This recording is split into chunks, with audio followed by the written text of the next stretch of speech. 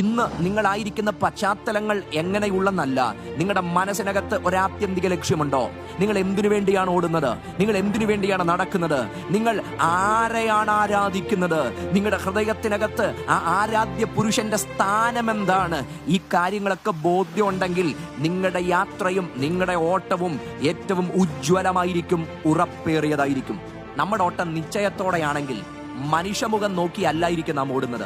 മനുഷ്യൻ നമുക്ക് ഇന്ന് അനുകൂലമായി പറയുന്നവർ നാളെ അനുകൂലമായി കാണത്തില്ല. ഇന്ന് നമ്മുടെ കൂടെയുള്ളവർ പലരും നാളെ നമുക്ക് നേരെ വിരലിയുണ്ടുന്നവരായിരിക്കും. ഇന്ന് നമുക്ക് അനുകൂലം ആയവർ പലരും നാളെ പ്രതികൂലമായി മാറും.